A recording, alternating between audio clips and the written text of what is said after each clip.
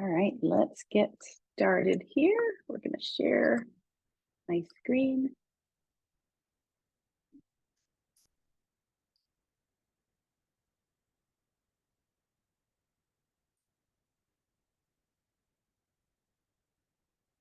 All right, welcome to Guardians of Ethics. We're really going to be spending some time thinking about how we can be good guardians to make sure that we are being ethical and that our students are, and that they understand how to be ethical with artificial intelligence. So let's jump in.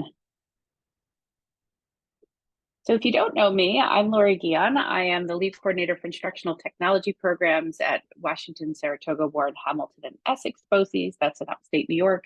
I'm also on the NICE board as the Capital Region Director. If you've taken any of the courses online, you might have heard my voice on some of the asynchronous courses that we offer. I'm an adjunct professor and author of the book Smile Learning, Leveraging the Power of Educational Technology.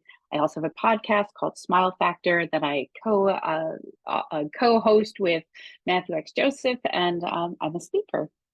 So I want you to think for a moment. You don't need to share this with me because it's a personal thought, but what I want you to think about is these three quotes, and I want you to think about which one resonates with you. There's right and wrong to all of them, and we're going to dive into all three, but I just want to get an idea as far as what you're thinking, and or at least have you start to think about what you think about when you talk about technology in general, not even talking about AI, but just technology in general. And the first one says, if we marry educational technology with quality, enriching content, that's a circle of win. That's from LeVar Burton.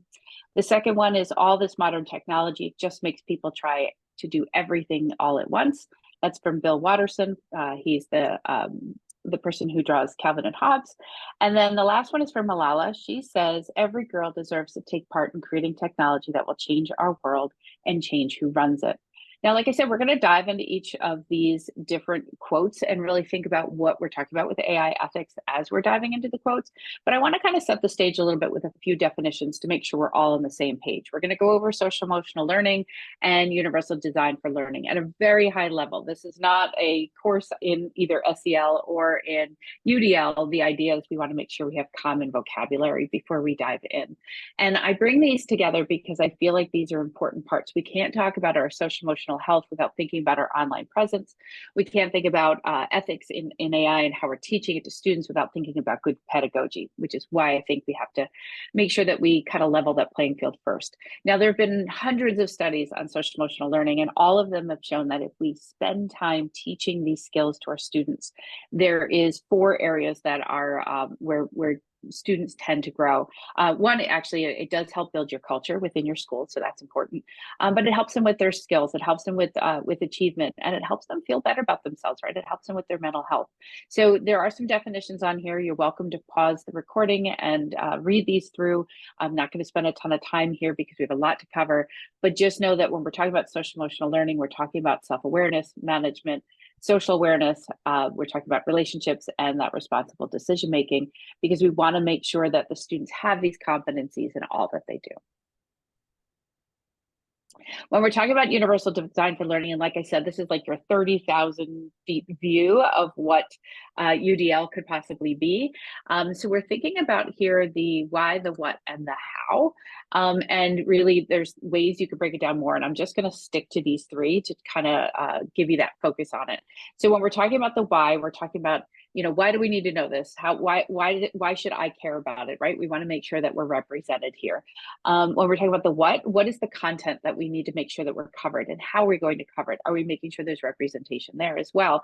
So we're making sure we have engagement, we're making sure we have representation. And then the how is, how are students going to show their learning, right? And we want to make sure that we give them some opportunities. To dive just a little bit deeper into it, the why is broken down into engagement, motivation, and choice. So when, oh, you need something? I hear somebody talking. If you don't have a question, please mute so that we don't have that in the background. Okay. All right. And then we're also talking about making sure that our students are motivated, right? We don't want them saying, why do I need to know this? We want to make sure that they know why they need to know this information and how it can be helpful. And we want to offer some choice as we're going through. With the what, we're really thinking about the representation. We're making sure that what we're doing is culturally responsive, that we're making sure that we're using materials and manipulatives and things that are going to not only engage our students, but make sure that they feel that they're part of the class. And then finally, we want to think about how our students are going to showcase learning. All right, so now we've talked about UDL, we've talked about SEL. Let's jump into that first quote.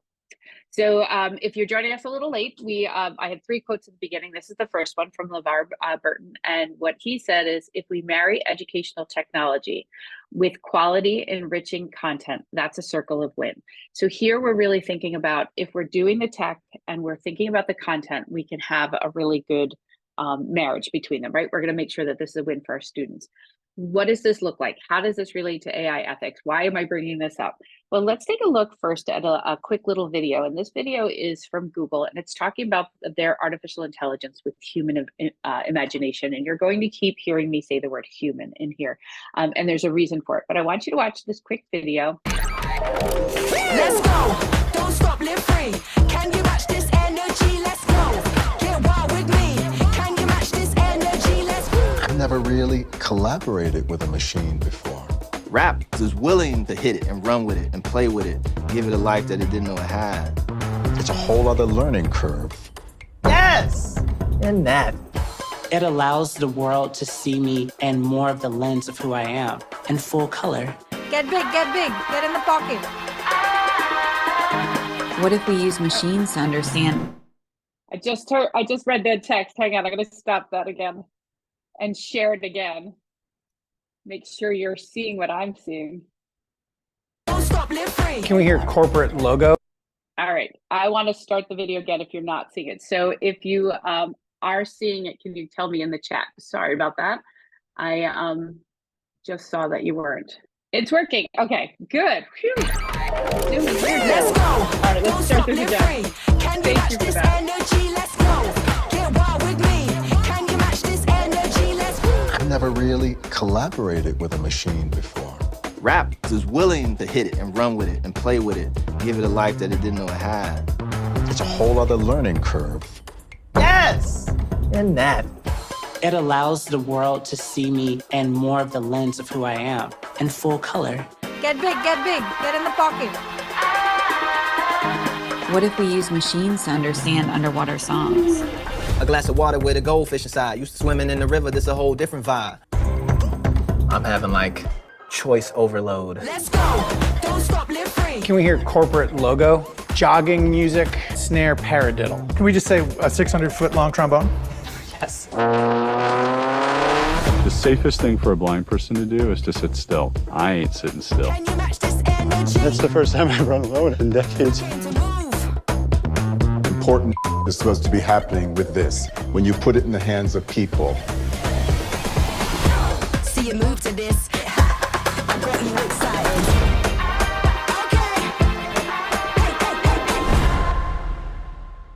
So I love that video because it really shows some exciting ways that that technology is being used, or that artificial intelligence is being used with content, right? And this is the creative content that we just absolutely love. But I think that it's really important to think about our use of artificial intelligence in ways that are going to enrich and going to engage and are going to represent, right? We're thinking about, when we're talking about those UDL strategies that you didn't see on the screen, sorry about that. I can go back through those slides real quick if we want, but we want to make sure that we're doing that. And so what I did is I went over to Gemini and I asked a prompt. I said, give me 3 ways that artificial intelligence can cover content in the classroom. These are the 3 things that came up.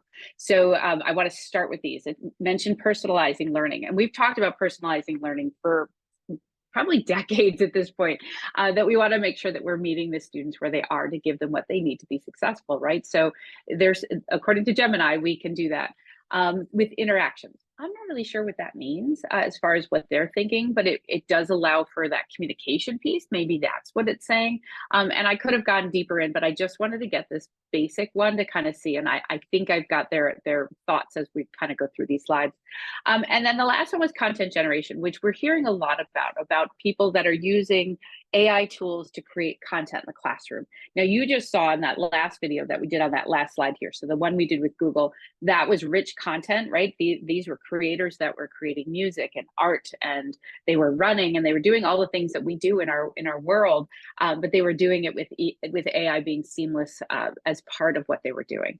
All right, so when we're talking about, and I'm going to go back for a minute, when we're talking about the why, they were using AI in a really engaging way, right? They were using it because it motivated them to be able to do something they've never been able to do before. And that's what we're thinking about here when we're talking about that AI. So, okay, we've kind of gone back on a few of the slides here. So let's talk about content generation. I want to walk you through it a little bit. So I went to Gemini first, and you could have done this, or I could have done this with any different ones, but I put in this prompt you see on the left, and I'm not going to read all of this to you. I'm not going to read every slide to you, but I felt like it was all important to include. You're going to get the slides. I promise you on the last slide, I have a QR code, or I can just drop it in the chat for you. So you will have these slides, but I am going to read the paragraph on the left so you know what I put into Gemini. And it says, create a chatbot that showcases how to enrich lessons by including UDL strategies, SEL, culturally responsive practices, and the New York State Computer Science and Digital Fluency Standards. Now, I'm in New York, so obviously that was my focus, was New York, but you could do this with any of them. And then I asked, when a teacher first encounters the chatbot, I wanted to ask subject, grade, and lesson objective, plus a space to fill in a little bit about student background, reading level, etc. From there, the chatbot will enrich the lesson objective by using UDL, SEL, culturally responsive sustaining education framework, which we have here in New York, and those CSDF standards that I mentioned. So I asked it to run it as an example. So I did not put any of the information you're seeing on the right. All I did was this paragraph and say, run the simulation. And this is what it gave me. Now, you'll see that red mark right off the top. It mentions immediately kinesthetic learners. And I mean, I could do a whole session on why types of learning like this is not real, right? There's been a lot of research behind it. We shouldn't think of ourselves as kinesthetic or visual or audio learners, right? That has been debunked. That doesn't mean we don't have a preference for that. Maybe we like to learn through motion. There's a lot of studies that say the more senses we use, the more the learning is sticky. I love that term, right? It makes the learning stick. So we want our students up and moving around, but that doesn't mean that that's the only way they learn or the way they learn best. Okay, so we want to right away. I had a problem with it.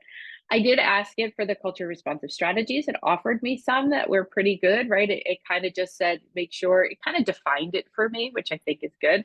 And then it gave some enrichment activities that seemed pretty good. You know, I asked it to call itself Remix EDU. That's why you see the remix on there. So I gave it a name just to kind of help me out. So I know I was using the chatbot when I was going through this. And then what I did is I brought it over to Latimer. And if you're not familiar with the book that Ken Shelton, who's our keynote leader, Ken Shelton and Dee Lanier, wrote The Promises and Perils of AI in Education. And its ethics and equity have entered the chat. So they recommend in their book that we use something called Latimer, which is another large language model like Gemini or ChatGPT, but it has a focus on Black culture and history. So I asked it the same prompt, the exact same prompt. I didn't change anything. And it ran the simulation. Again, this is the simulation. Right away, it mentions learning styles again. So that's my red flag on this one. And then as far as UDL, it told us what we should do, right? Choose activities that interest our students for multi-means of engagement. Under SEL, same thing, foster love of language by creating this inclusive classroom, promote that self-awareness and self-expression. For the culture responsive practices, it said celebrate diverse written forms, all really good. And then it really did not hit the computer science standards at all. It just said use tech tools. And how you use tech tools matters so much more than just using them. So it really didn't hit those standards at all. But it didn't really give me anything specific. It was really generic. So I thought, you know what, we have a large indigenous population in New York. So let's bring it back to Gemini and see what it does if I give it a population. So again, I ran it as a simulator. I did not put any of this information in. It created this entire conversation. But it says, and I kept it easy, kindergarten letters, just to make it culturally responsive. Same thing I've been doing in the last two slides that you saw. And it started out pretty good, right? Maybe we can integrate some patterns or some pteroglyph symbols alongside the alphabet. Maybe we can incorporate storytelling. Again, it mentioned learning style, so we really need to have that to come. We need to pull that right out of everything we're doing. But what I really liked, I put in blue here, collaborate with local museums and cultural centers affiliated with, and they mentioned the Iroquois and Algonquin communities, to learn more about appropriate ways to integrate Indigenous knowledge and ensure respect of their traditions. Love that. But then big red flag came in the next slide, or the next part of this. So it said for our activities that we should create sensory wampum belt creation. So we're going to create these patterns on these wampum belts for that kinesthetic learning that we know isn't a thing. It mentioned this nature symbol hunt where they're going to look for symbols, but they're going to compare it to pteroglyph symbols. And then it mentioned creating symbols out of Play-Doh. And then it went good again, right? Storytelling approved by cultural center, right? So read a traditional story, really good. And it did mention that we need to think about being respectful and avoid stereotypes, but their enrichment activities were a huge red flag. So I asked it, I said, is this appropriation? Like, are these activities appropriation? So just on the page here, you see, I mentioned learning style is not a thing. It did do some really good things, but let's talk about appropriation. So I asked it, and this is what it said. It said, yeah, there's a fine line between appreciation and appropriation. And then it started to break down the activities it offered and told them why they were not good. So we can't just use what we get from AI, right? If we're going to be ethical and we're going to think about what we're going to bring into the classroom, or we're going to use these programs to build lessons, we have to think about what it's giving us and the quality of what it's giving us. So here it says it could be disrespectful, attributing meanings to symbols without guidance could be appropriation, simplifying versions could be disrespectful, it could be stereotypical. And then it gave me better ones. So it's not that it can't, it just didn't in that first run. I had to ask it those questions before it changed it. And it said, maybe think of different art forms, maybe focus on natural and storytelling, maybe focus on English letters and geometric shapes instead of Indigenous symbols. And then really focus on those stories, right? Not on the stereotypes, focus on the themes in those stories. Again, it talked about authenticity, which is what we know is super important. So I've done it through this. Again, I only use Gemini and Latimer, but I wanted to see what would happen if I put it into a popular tool that we use a lot in education. And I'm sure you've heard of Magic School. If you haven't, it's amazing. It has amazing tools. It really can be your guide on the side. It could really be a good resource for you. It could be a member of your team if you want to look at it that way, not giving it personification, right? We're just saying that it could be something that you would go to for resources, no different than you might have gone to other places for resources before.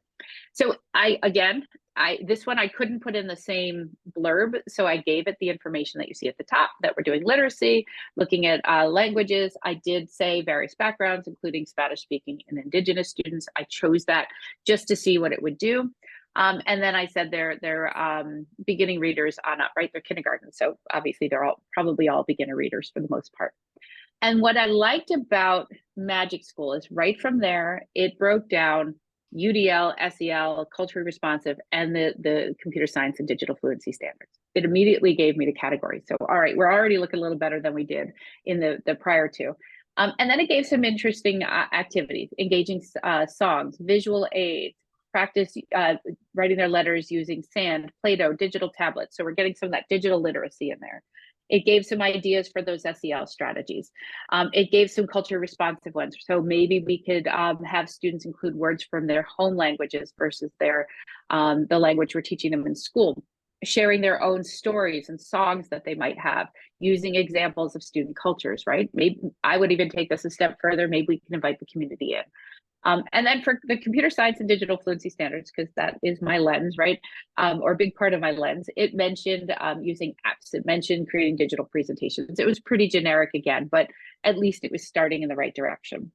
Now I brought it to one more. And I brought it to this one called Your Way. And you may not have heard this one, but this one really champions itself as a differentiation tool. So it does the same thing. It creates these lessons for you. So again, I put the same information in, letter learning, kindergarten, and making sure that it included SEL, UDL, culturally responsive education, and the CSDF standards. And then I wanted to see what would give. Now this one I felt gave the most specific things you could use. So it said use chicka chicka boom boom. It mentioned sharing words from their home cultures that start with different letters. So I grew up in a house where my father was Irish Catholic and my mother was Jewish. So I might say for G, I might say gefilte fish, right? Because that was a food that we had often in our house. So being able to bring in those cultures and being able to share that with the group of students could be something that that you could do. So I thought that one was pretty good. It doesn't mention that this is culturally diverse, but it certainly is in there as far as thinking about ways that we can share our cultures, right? We're thinking of that UDL strategy where we're getting that engagement, we're making sure there's representation. It mentions making a letter book, but it says that it could be digital tools, it could be paper. So it gives that choice that we know we like. It talks about introducing tools. So we've got a little of that CSDF. And then if I go to the second page here, it does kind of mention a little bit at the bottom, and it is kind of like brief at the bottom, but at least it's there. Multiple means of representation, SEL practices, cultural response, responsive practices are all listed. So I thought it did a pretty good job, right? It's not perfect, but I think what it does is it showcases that we have to keep the human part of what we do as the bigger part. AI is just a tool. It's just something we can use to gather what we need. And that's where I want to start this ethical talk. We know that as we're going through and we're thinking of us being guardians of ethics, if we're building lessons, we want to make sure that we're hitting all of those parts. It's a lot. I totally get it's a lot, which is why the next quote that we're going to talk about in just a moment talks about it being a lot. But I do want to mention one other tool, and it's called TeachAid. This one's out of Canada, and I've been working with them to try to build a real chatbot that does what we were talking about on all the other parts, that it will do it for us without giving us learning styles, without it giving us things that are absolutely inappropriate for us to do in the classroom. And what I like about TeachAid is right in their beginning, right when you watch their first video about them, they mention that it's all based in UDL strategies. And when they tell you purchase for the districts, they actually list that they include Indigenous, culture responsive, localized curriculum, pedagogy. There's some tier 2 and 3 instruction. They make sure that effectiveness and efficiency are there. So they're really thinking about the whole package. Their tool isn't quite there yet when you try to build it that way. And it's not that it can't be, it's just, I need a few more fields to make sure that it happens. So, keep an eye on it. On any of these tools, they're all building it. I mean, Magic School just released some great ones this week. So all of them are doing some really great work there to make sure that these tools are building what we need. But let's keep our focus on AI for a moment. And we're going to play a quick game. And I'm glad there's a few of you here that can play along. I lost you for a second there. There you are. So I know there's a few of you in the chat. So I'm going to do a quick would you rather. Hi to those of you who joined us. This is so great to have some people here to kind of bounce some ideas off of. I want you to ignore the, hello, welcome. So I want you to ignore the images on the page first. I want you to just read the sentence at the top. I'll read it to you. It says, a self-driving car encounters people crossing the street. Now you have two choices. Do you want it to prioritize the people? So traffic might build, but people get across the street faster. Or do you want it to prioritize smooth traffic flow where we know people have to stay at the sidewalks a little longer? And I want to hear your thoughts. Go ahead. There's no wrong answer here. Like I said, ignore the images, but go ahead and put it in the chat if you feel comfortable with sharing. Go ahead and put in there that you, which way you would do. Would you prioritize the people, slow down traffic, or prioritize traffic and slow down people?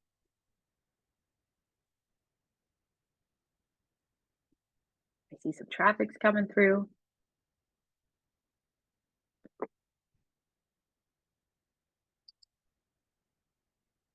It depends on the street. You're already going.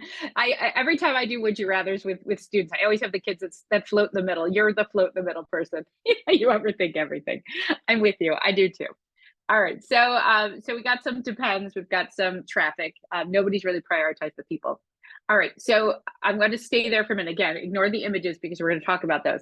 But we have to think about this. Every time a self-driving car is put on the road, and this is really a big experiment out in San Francisco. They've got whole fleets, right? You can drive in self-driving cars, or you can ride, you not drive, in self-driving cars there. And they're having some issue where it's sometimes prioritizing the wrong thing. And that's an ethical decision. Do you prioritize the people in the car versus the people out of the car, right? So we have to think about that prioritization, and we have to think about how AI would make that ethical decision. There's a really it's a silly show on Amazon. It's called Upload. If you haven't watched it, I actually recommend you do it. Just know it's very goofy. One of the Amell brothers is in it. I can't remember the younger one. The whole idea is that people can upload their consciousness into a fake world, but there's a whole thing on self-driving cars and AI that I think would be interesting for you to see. So watch it, just know that it's really goofy. All right, so self-driving car, we're going to talk about the prioritization, but now let's look at the pictures. Now, I put these into Microsoft Designer. I could have done any one. I just chose that one to try for this one. And you'll see the prompt I put in. On the left, I said diverse people walking in a crosswalk in front of a self-driving car waiting to go, photographic style, because I wanted it to be kind of realistic. And it did a pretty good job. There's some diversity in the images that you see. It puts sidewalk everywhere, so the crosswalk everywhere. So the self-driving car is kind of boxed in, but it wasn't so bad. But now take a look at the one on the right. Again, here's my prompt: a self-driving car stopped with diverse elderly people waiting on a sidewalk, photographic style. And again, I mentioned diverse. There's no diversity in that image. I mentioned elderly, so they did make everyone, with gray hair. So they did do that. They're all wearing blue jeans and gray sweaters. So apparently that's what elderly wear, and jeans on jeans, because that was an 80s style that's back now, right? I don't know. But it's definitely not diverse. So we know that there's some problems with it. So when we're talking about using AI with students, and we're going to get there in a little bit, but just to kind of mention it here, we do have to think about that too, right? That sometimes it might design something that isn't appropriate, and there may be bias in that image. There may be unethical practices in that image. There may be something that we want to focus on. Now, I also want to mention the people in the car. I'm not sure why they are dressed in alien masks, or they are from outer space. I'm not sure. And again, that's probably a stereotype saying that that's what you would look like in outer space, but it was an interesting image in and of itself. So Microsoft Designer usually is really good at grabbing some images, but I definitely think these need to be worked on a little bit more as we're going through. All right, so here's my question for you. I'm going to give you a moment to kind of think about it. And we go till 9:50. I just double checking that while we were talking. I want you to think about this question: how might choice reflect potential biases in AI programming? So I want you to think about it. If you want to share, you can put it in the chat. But this is that first, all right, we're talking about artificial intelligence. We're talking about ethics. I've showed you some of the biases that are immediately put into AI programs that we're using. I showed you some images that there's definitely some bias in those images. So how does choice reflect that bias?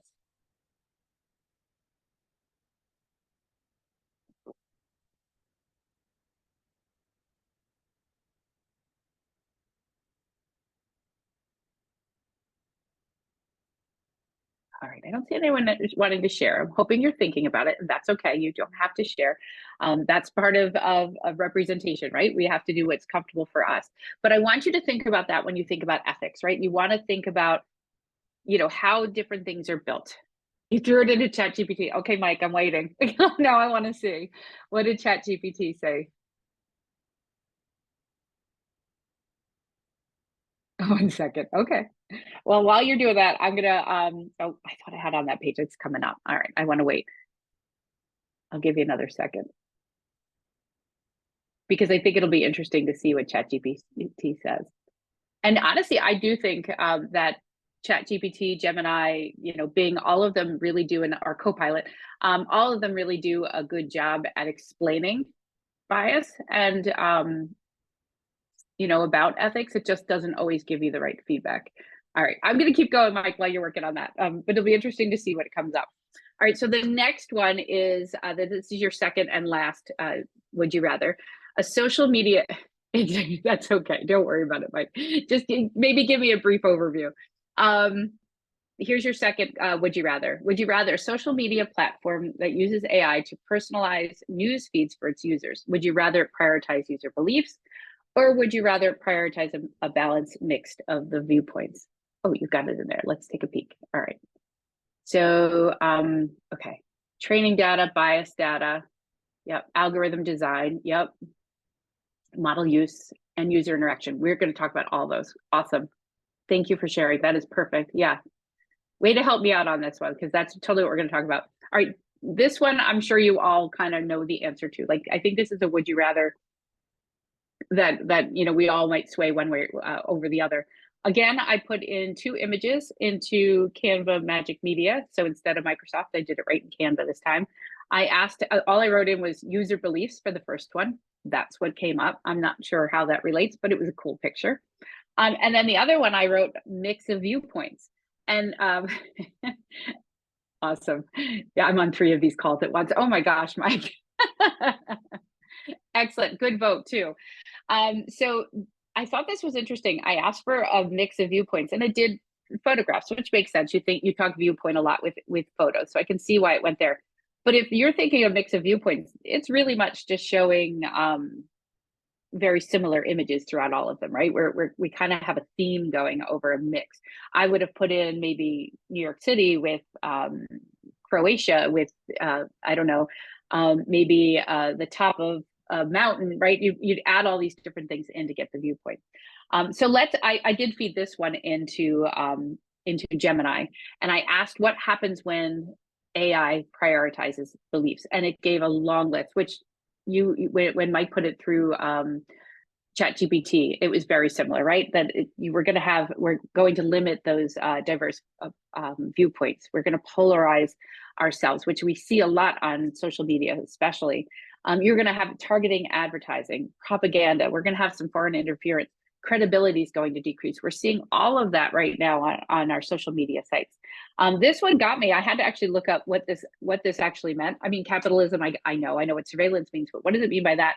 And it actually, what they were talking about here is that when you prioritize beliefs, when AI starts to do that, and you start to follow that one view, they're actually capitalizing on this. They're gathering the data to be able to monetize it. So they're actually making money on the fact that we're prioritizing a certain belief, which, that could be a whole other webinar. But we're going to focus on the bottom one, algorithmic bias. And the reason I'm going to focus on this one is because it's one that I think the students can really understand at a very young age, and then you can build from there. Do I think all of these are something that you could do in high school? Absolutely. Some of these you probably could cover in middle school. But I'm going to stick to just the algorithm bias. And this is where we're talking about that how. How are the students going to showcase their learning? How are they going to learn the information? So one of the best ones that I've seen out there is called the Most Likely Machine. It's an activity. I've done this as young as like 6th grade on it. And actually, let me open it up real quick. I'm not going to do the whole thing because it goes pretty long. But what it does is it teaches you about algorithms. And what you do is you go through these 9 famous people. And I found with 6th grade, I did have to explain who some of these people were. They didn't know. But once we were able to do that, they had to go through and predict who of those 9 people were most likely to go to a university, most likely to go viral, most likely to be a troublemaker. And actually, I'm just going to grab just the top 3. So I'm not trying to get anything right. And then what you do here, or not, I'm not picking based on anything. What you do here is then you're going to base it on personality traits. So it's character traits, great English lesson, right? So you're just going to, they're going to pick until they fill all the bubbles on each one, however they feel it should go.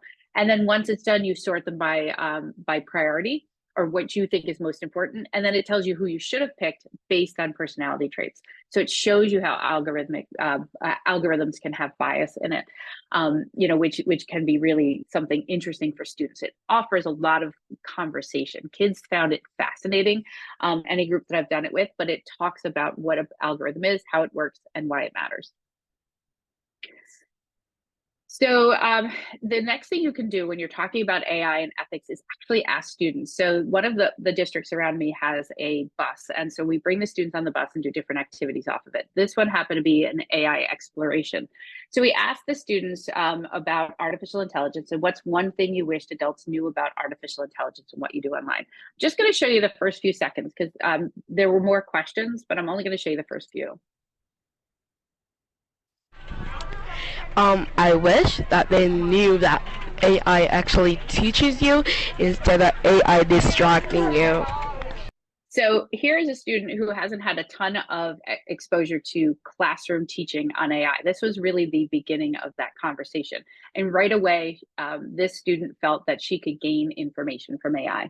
we have to figure out how to harness that. We have to make sure that she knows how to do it in the best way. And if I had you continue listening to her, she does go into where she's worried about, does AI watch me? And, does it always give truthful information? She was really insightful in what she was saying. And most of the students that we did that day, and we had about 100 students who came through and did this activity, most of them had those kind of questions. So we know that we need to share that with our students and help them out. If you're unfamiliar with the program that I used a program called, it's from Swivel. It's called Mirror Talk, and you can do it online or you can do the machine that you see on your screen. We have the machine, and you can ask it any type of questions. And what's neat about this machine, it's artificial intelligence, so the students are getting exposure to what it does. But as the student answers the question, it offers feedback. So here's the feedback that it gave back to the student. It focuses on your social emotional skills. So that's where I kind of highlighted, right? Positive perspective, thoughtful work, focus on what you can learn, explore how it can help you. So it takes all the information that she gave, and then it gives you some talking points that you can then go on. And I mentioned social emotional learning at the beginning here too as well. Social emotional learning is also at the focus, or it's really hugely on the focus here, where it's breaking down the information, but it also does these activities. So you'll see like it's doing the high five on there. It does some breathing activities with students. It does some focusing activities. So in between the questions, it has the students do something to kind of refocus, to kind of help them out, to kind of settle them. So it's a really robust program in how it helps the students be better at reflecting, because reflection is a huge part of the learning process, right? If you're looking at your UDL and you're thinking about how students showcase their learning, reflection is a huge part of that. But it's also going to help support those social emotional skills that we know are super important. Other ways that we've been covering AI around my region with what I do. Around the holidays, we did do an artificial intelligence choice board. That's what you see at the top here, where the students could click and they can go through each of the different numbers, find different things where they can explore artificial intelligence. And then we talked about the things that they did. We were able to share what they were able to learn. So each number had a different activity. I put together these books, and these are available for you to take a peek at. The first one is 10-minute computer science. So this is like mini lessons or activities. So it's really just ideas in the classroom. Not all of them are artificial intelligence, but a lot of them are. And then there's one for play, because I think play is super important in the classroom. If you watch a lot of, if you read a lot of research, they have talked about how play can really help our students with their mental health, that they can learn skills better. It's more of that whole learning when you're doing different things. So those books will be available for you in the resources. And then recently we started doing these AI adventure activities. So you saw the mirror, that one I showed you before, where the students talking about AI. But we also do some other things to talk about where artificial intelligence is in the world. So, or how it works in our world right now. So I'm going to show you this one in a few minutes. So these are the Turing tumbles, and I'm going to show you this one too, the autonomous vehicles. And then we also play a traffic jam game, which again, I'm going to show you. We use School AI to do different sorting activities. So this one is a sorting hat that we use for a class that was really into Harry Potter. They were reading it as a class. So we had them find out what house they belong to. And then we talked about how programs like Netflix and so on help you make decisions. And, we just go through these different activities with the students as we're going through. So you'll have that resource as well. I mentioned School AI. I'm a huge fan of their student-facing side. Magic School, which I mentioned earlier, also has a great one. And I went into a 4th grade math class, and the teacher was worried that the students were, or 5th grade math class, sorry. This teacher was worried that they were using AI to solve their math problems. So she's like, can we just do a little AI talk? So the prompt was, what is artificial intelligence? What should we consider around ethics, bias, and accessibility? What do we need to know about copyright when using AI? That was the prompt I gave School AI.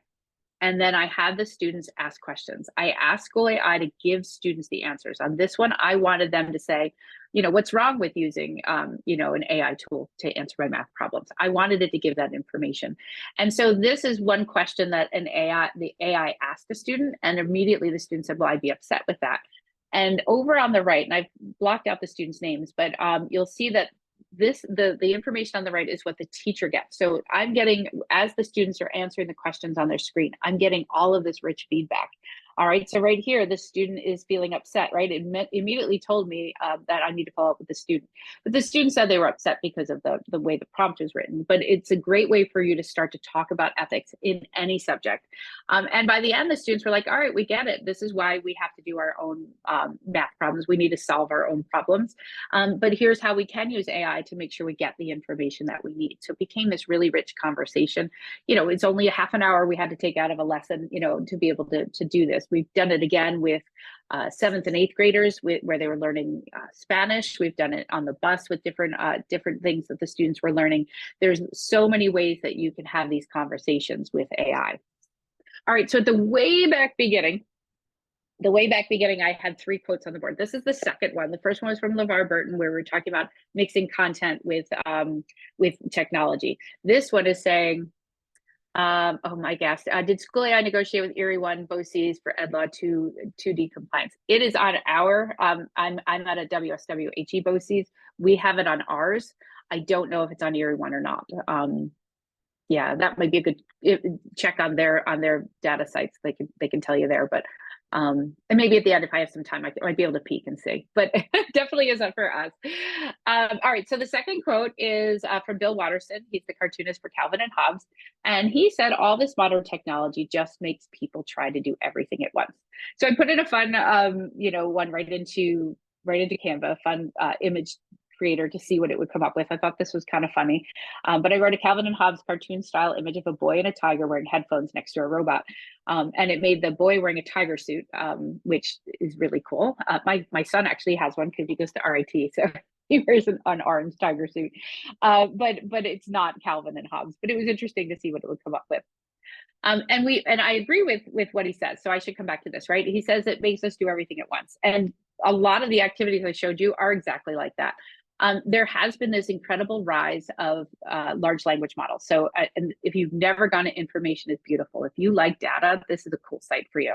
So here's one on the rise of AI large language models. All right, so 2020 is when all of a sudden we realized the need for technology. It became much more prevalent in our schools with everything that was happening in 2020. Look at all of the growth in large language models since then. So we know that it's really it's booming right now. We're in the middle of this 4th industrial revolution, probably moving up to the next one with quantum computing coming as the next round of going to change everything. So we know that. We also know that our large language models are getting better, and that's what this one on the right is talking about. Is back in 1998, way back when, our AI models could not really discern handwriting or speech recognition, but now that we're over in 2023, 2024, it's actually understanding and doing predictive reasoning at or above what humans can. So we know that the information's coming quicker too.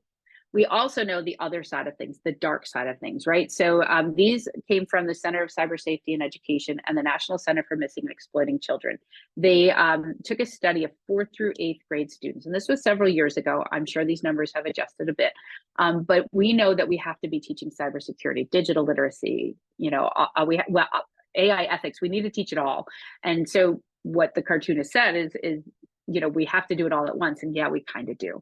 And the reason for it is what you're seeing on your screen. 40% of the students in the study had connected with strangers online. 53% had given away their phone number. 15% had tried to see somebody in person, and 78% of those children were girls. So we know that we have to make sure that we're protecting our students from all of this. All right, so we know that we have to do that. We also have all these headlines that are bombarding us, and I won't read them all to you. You know it. Every time I open up any social media site, I'm going to see something on AI. And part of that is, yeah, James, I definitely will.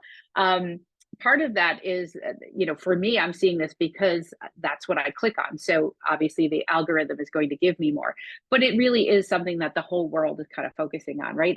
AI has taken over sports, for example, right? You can't watch a football game without artificial intelligence telling us the stats of how likely the kicker is going to do what they're supposed to do, or the ball is going to go in a certain way and all that. So we know that it is stuck in everything. So James asked a really good question. He mentioned about AI and the banning of cell phones in schools. So I will tell you right off the bat, I was completely anti-banning cell phones in schools. I was like, we have to teach the kids how to use it. If they don't have it and we're blocking it, we're not teaching them. I've changed my thoughts on this, and the reason was I went to St. E's last year, and they had the principal from, I think it was Schoharie, who came and spoke to us. He was amazing, and he talked about going to the Yonder Pouches, which I know a lot of area schools are going to, and he showed the statistics of what changed and how it changed. The big ones were the students, there was less of the outside coming in during the school day, so less loss of classroom time to deal with some of the things that were happening. Students were more focused and having more conversations. He said he had a student come to him and say, thank you. I reconnected with a friend over lunch because we didn't have our faces in phones. So there was this communication part that changed. You know, there were a couple other big ones, and I don't remember them off the top of my head, but he did see enough shifts that I was like, all right, I kind of see it. But I did challenge him because I said, well, what did you do to change the culture, right? So that you can't just take away something and not do something more.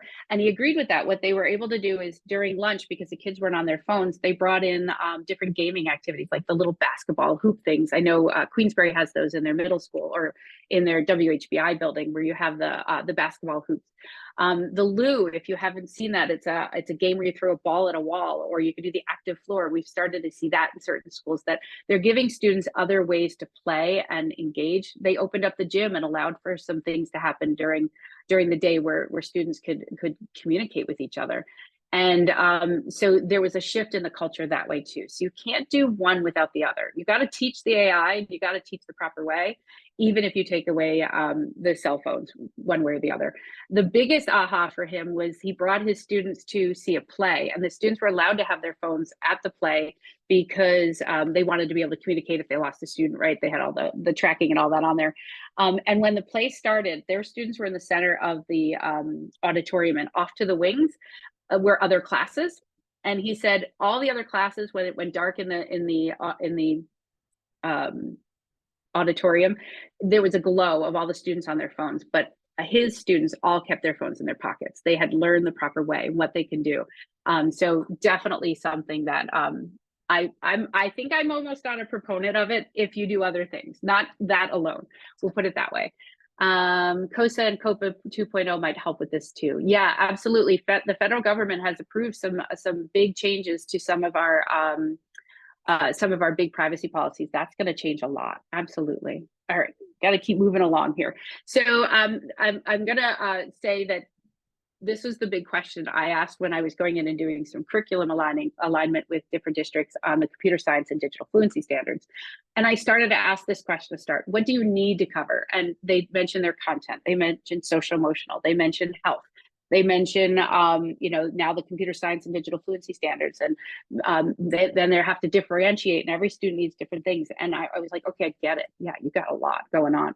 And so I kind of agree with Watterson, where he was saying we have to do it all at once, and we kind of do. And that's why I was showing you at the beginning, where we were taking that one prompt and seeing if it can tweak to be able to fill those other things in, kind of bring it full circle here, right? So I wanted to be able to do that. And the thing that I'm working on, that chatbot I'm working at with TeachAid, I'm hoping will do that. That will help teachers create what they need, but in an ethical way, right? We're making sure that we're not doing any bias, or we're at least minimizing it when we can. So when you're tackling interdisciplinary opportunities, and this is very basic, I always say start with your objective or your theme, right? So when you're thinking about trying to fit it all in and making sure that we're also now being ethical and being guardians of this, think about your theme and your learning objective. If you don't know what your learning objective is, start with your standard. What is your primary standard? If you put that in, it will help cultivate that learning objective. I learned that from Mira. They showed me that, and I was like, oh my gosh, it gives much better questions if you start with your learning objective using your standard, because you have to know what it's asking. Use one of those AI tools to unpack that standard. Magic School has a great standards unpacker. Unpack your standards, see what it's asking, and then build from there. And when you're going to use tools, AI tools or otherwise, does it align to what you actually want? And is it accessible are your first two questions. And then, you know, how accurate is it? Is it ethical? Is it accessible as far as like, does everybody have access to it? Is there equitable use of it? There's other questions you're going to ask, but let's start with the basics. Now here at BOCES, we have a mission around diversity, equity, and inclusion. We call it WIDE, which is Wellness, Inclusion, Diversity, and Equity. And it's our initiative to try to make sure that our programs are meeting the needs of our students across their social, emotional, academic achievement, boosting their career mobility and their well-being. So we really focus it right from our mission. Now, if you've never heard of Victoria Thompson, she's amazing. She wrote a book, Elevating Equity in EdTech. If you haven't read this book, it's a great one, where she talks about it through leadership, and she talks about it from the admin perspective, right? So what can we do to make sure that we're using the technology we have in an equitable way? Really good activities in here. She actually starts with a real basic one where she does teacher shout outs, 2 questions that she sends out once a week and people fill out on a Google form. And from that form, the students, or the teachers rather, can shout out another teacher who's doing something pretty great. You're building a culture, right? You're showcasing what is happening that's good in your district. All right, final one, because we got about 10 minutes left. Final quote that I had at the very beginning of this session was one from Malala. She says, every girl deserves to take part in creating the technology that will change our world and change who runs it. So this is if you don't know her story, it's an incredible one. She was actually shot and has obviously survived. And she's become an education activist. She's written great books. I know when I taught 6th grade, we used to read, there was a book about her that we had some students read, and there were some magazine articles at the time that we used about her life and her legacy. But let's talk about what artificial intelligence can look like in action for our students, for all students. So she mentions girls, we're going to say all. So at the top, I'm teaching algorithms to a group of 5th graders. What we're doing it through dance. So here we go. I'm going to play this quick little video. Slap, slap, zap, lap, lap, rap, yap. Yeah. So the students were in the class spending 20 minutes with me, and we're talking about artificial intelligence with them. But we're doing it through some basic activities, and we start with algorithms and how they work and why they work and what they do to be able to bring that awareness. We start from there. Now, I mentioned that I have a district that has a bus. On this bus, I run cybersecurity takeover weeks, digital citizenship. We do a DigCit carnival that we do off of it. We do STEM days. Anything aligning to whatever they're doing in the classroom, they can come out to the bus and do a different activity. So we do different things there. And we had this student at the bottom that I'm going to play here. He was going into kindergarten. So we brought him on the bus before kindergarten, and he's doing a beginner coding activity. I'm winning. I keep winning number 4. I'm winning. I'm winning. What? So the student, and I cut it off on purpose, but the student is learning the beginning of coding, right? Finding the process, learning as he's going through, but he's absolutely focused on the process. And that's what we want. We want to be able to have the students explore. This is using reflective AI. This is not large language models that we're hearing so much about, or generative AI. This is reflective AI using Osmo. And the student is able to do this activity on his own immediately. There's no lesson that needs to be taught. This is not something that's going to take a long time in your classroom, but it's definitely something where we're starting to build that foundation to be able to take turns, work on our SEL skills, right? He had self-management. He was regulating himself by getting his movement out, right? So he was doing all the things we want him to do while he was engaged in this activity. Now, the boy to the left, you might have heard he asked for help, right? He couldn't find a number. And the teachers are still there to help out, right? So we're doing this play, we're helping them focus through, but there's still some guidance when needed. Another thing that we use often are this product called a Turing Tumble. It's a marble-powered computer. It takes them through, it has these anime story, or it has this anime story, I should say, where the students have to do these different challenges. So here's a student doing one of the beginner challenges. It's going, when this one goes down, it goes this way and comes down all the way, and then it goes onto this one and makes the blue come down. When a blue comes down, it goes all the way, and when it goes and hits this one, and then a red comes down. But what's the goal? To have a what? A pattern of red, blue, red, blue, red, well, blue, red. So I'm going to pause. I'm just going to end in a second anyway. But the idea here is that the students have to actually put the pieces on. They get it completely blank, and they have to build it based on whatever the challenge is. Whoops, I didn't mean to do that. What page was I on? I was probably on like 40, right? Yep, pretty close. Okay, so we did it based on patterns, but we do this to teach the students how artificial intelligence sorts data, right? So as we start to do these the switches and these changes that you see, like this one right up here, we start to teach what AI is and how it works, and how an algorithm is going to sort data based on what you do. So we start with the basics of how computers work, and then we build on it. We also do a lot of unplugged activities. These are two of my favorites. We use the Rush Hour game. If you're not familiar with it, you can go to thinkfun.com. They have a virtual version of it. They call it Traffic Jam. But it teaches how AI is being used in our mapping systems and our GPS systems. So the students have to do these challenges, right? We're talking about, these are math, these are logic puzzles. That's what they are. So we're doing math lessons as we're going through and doing these activities. But the students are exploring how AI works, but they're doing it unplugged. Why not start there, right? The one at the top is for the littles. There is a Rush Hour Junior, but we went with the road one. This one is, there's no motor at all, but the little dump truck, when you pull it back, has the little gears that will go forward, and it dumps the ball into the little bucket. So the students have to actually build a path for the truck to go to dump the ball. So the kids absolutely love it. It keeps them fully engaged, but they're doing it in an unplugged way. From there, we will take them to products like Indy. I love Sphero Indy. I've used them for many years. It's a great little robot. We use it outside. Sensors outside aren't always perfect, so you do have to do it on a cloudy day. And then recently, I've been working with the extended school year program. So here's some students learning about loops. So you can see that the two students work together to get both of their cars going where they wouldn't crash, and had to fix it, right? So so it was learning about looping, learning about how autonomous vehicles work as we're talking about artificial intelligence. We hosted here, that's what you see on the right, we hosted an AI Human Intelligence Summit. So we did this as PD. We have this program at our BOCES called Glitch, which is part of ProSolve, where the students do a 10-week unit on artificial intelligence, and they learn how important it is for humans to be a part of it as we're talking about learning what AI is. I was just in Chicago last week, and we did I did a presentation on using play with AI, but we focused in on using it without, or using artificial intelligence without actually using any kind of tech tools. So we use paper and writing utensils. I let them, if they wanted to, take it high tech, but we had them do 2 activities, and then they had to create their own activity to showcase bias. And then we created a list of when bias can happen. So we're teaching that ethical side in our PD as well, as we're teaching ways that you can teach about AI.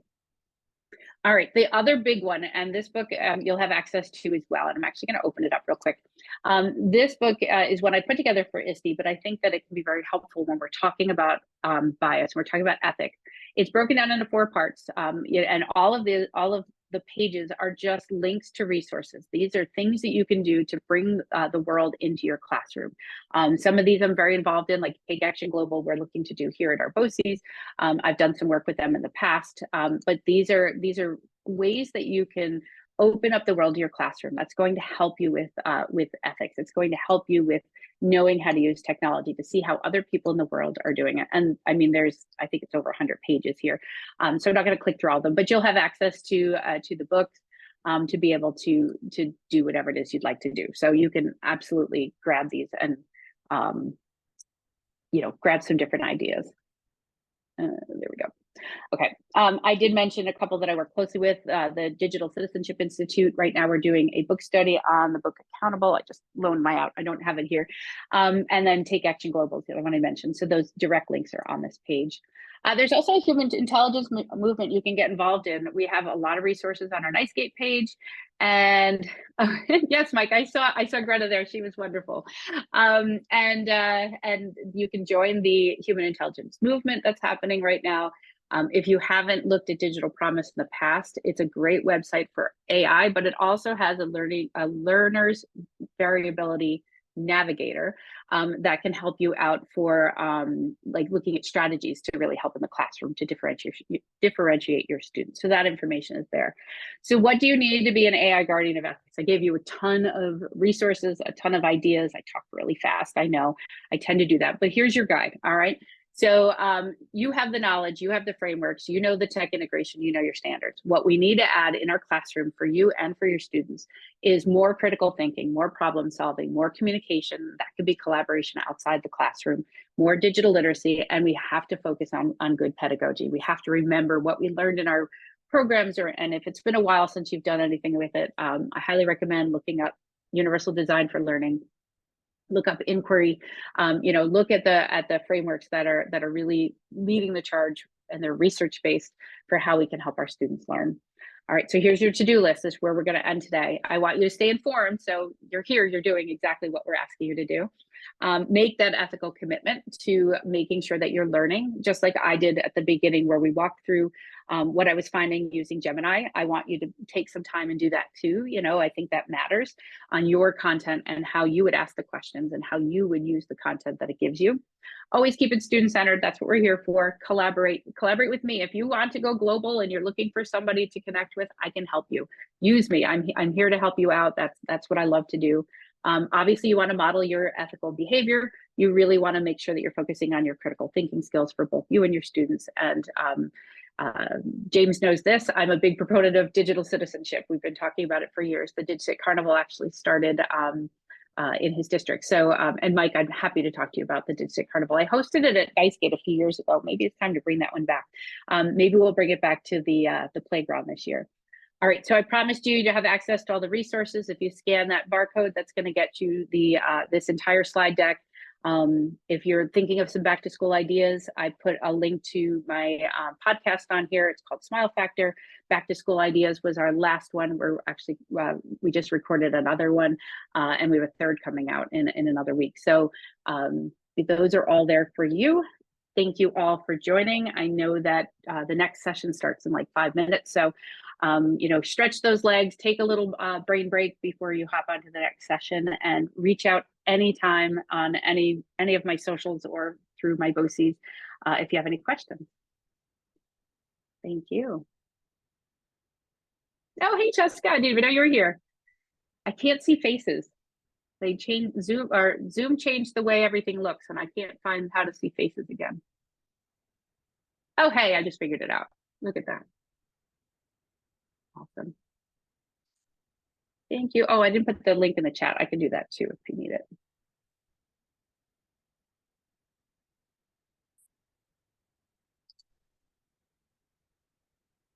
Have a great day, everyone.